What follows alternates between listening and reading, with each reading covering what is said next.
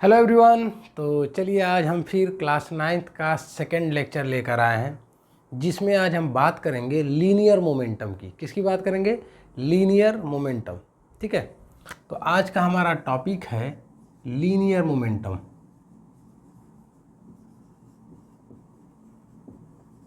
ठीक है, आज का हमारा टॉपिक है लीनियर मोमेंटम। बहुत ही बेस्ट लेक्चर होगा आज का। तो सबसे पहले हम समझेंगे कि लीनियर मोमेंटम होता क्या है। तो इसको डिफाइन करने के लिए हम एक वर्ड लिखते हैं कि linear momentum is defined as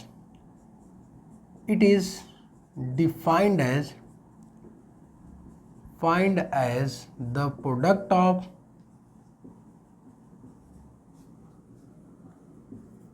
of mass of the body to its velocity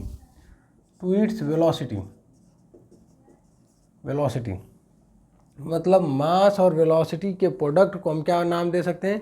linear momentum. क्या बोल देंगे? Linear momentum. It is denoted by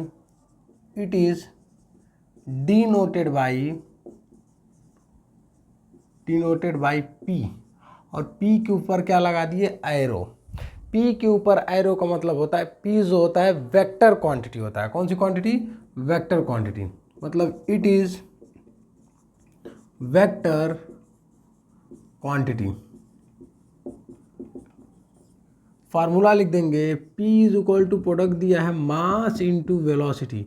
मतलब वेलोसिटी भी वेक्टर, तो मोमेंटम भी क्या होगा? वेक्टर क्वांटिटी होगा। यूनिट लिखेंगे, its unit is kg metre per second, या फिर लिखते हैं kg मीटर सेकेंड के power -1।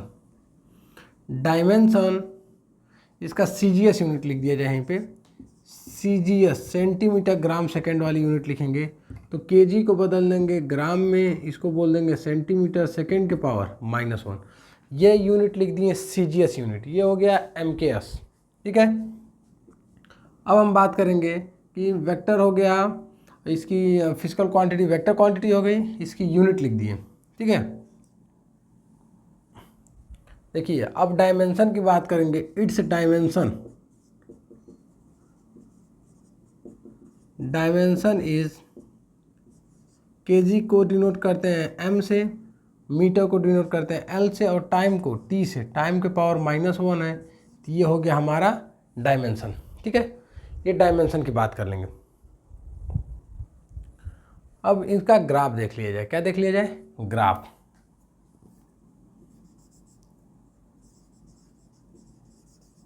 Graph of linear momentum. बोला है ग्राफ ऑफ लीनियर मोमेंटम। तो पहला ग्राफ जो बनाएंगे उसमें लिखेंगे जब when mass is constant, when m का मतलब मास इज कांस्टेंट,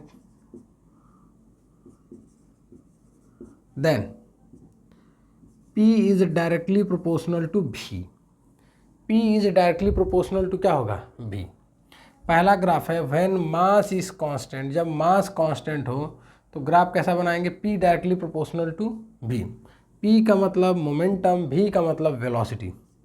P का मतलब मोमेंटम, V का मतलब वेलोसिटी। m क्या है? मास है। इसका ग्राफ बना देंगे। ये P हो गया और ये वेलोसिटी V हो गया।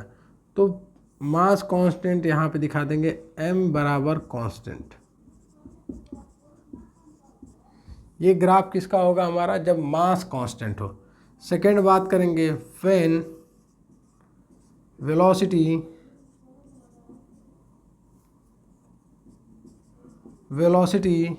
इज कांस्टेंट,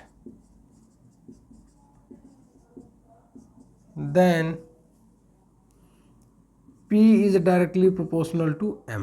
P जो किसके प्रोपोर्शनल होगा? M के। तो इसका भी ग्राफ हम बना लेंगे। इसका ग्राफ हम यहाँ बनाते हैं।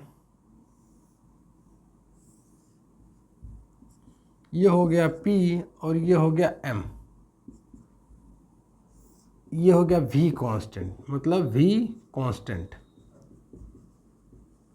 वेलोसिटी कांस्टेंट, ठीक है, V constant.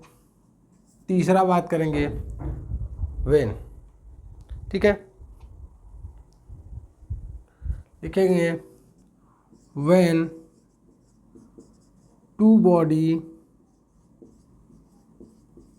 Body of unequal equal masses, जब दो बॉडी का मास अनइक्वल हो तो एक का मास होगा m1 और दूसरे का मास होगा m2, m1 and m2 and their momentum is same and their linear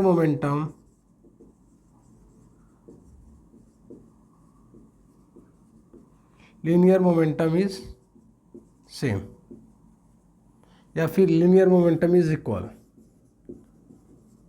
तो लिखेंगे m1 v1 is equal to m2 v2। कब होगा? जब p1 किसके बराबर बोला है? p2 के बराबर। लीनियर मोमेंटम क्या है? इक्वल है। तो मास m1 v1 बराबर m2 v2, लिखेंगे m1 अपॉन में m2 is equal to v2 upon में v2 अपॉन में v1। जैसे जो अगर मास बड़ा हो, किसी ऑब्जेक्ट का मास बड़ा हो, उसकी वेलोसिटी क्या हो जाती है? कम हो जाती है। और किसी ऑब्जेक्ट का मास कम हो, लाइटर मास हो, तो उसकी वेलोसिटी क्या हो जाती है? उसकी वेलोसिटी हो जाती है ज़्यादा, ठीक है। उस कंडीशन में जब वेलोसिटी जो हो मास के डायरेक्टली प्रोपोर्शनल की बात किया जाए, देखो वेलोसिटी जो है किसके प्रोपोर्शनल है? मास के। मास जो है वेलोसिटी के। उस समय जो ग्राफ बनाएंगे हम ऐसे,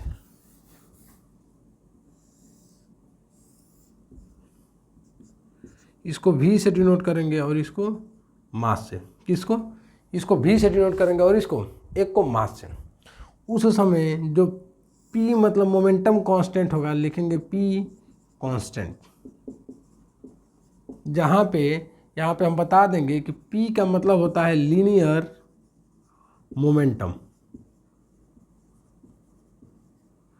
v का मतलब होता है वेलोसिटी ऑफ ऑब्जेक्ट, और m का मतलब होता है मास ऑफ ऑब्जेक्ट, ठीक है। तो ये p कांस्टेंट का ग्राफ मिल गया, यहाँ पे मास कांस्टेंट और वहाँ पे वेलोसिटी कांस्टेंट, ये तीनों ग्राफ मिल गए।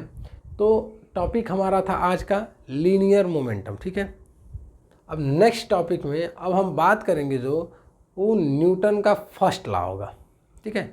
न्यूटन लॉ ऑफ मोशन का पहला लॉ जो है न्यूटन फर्स्ट लॉ, ठीक है।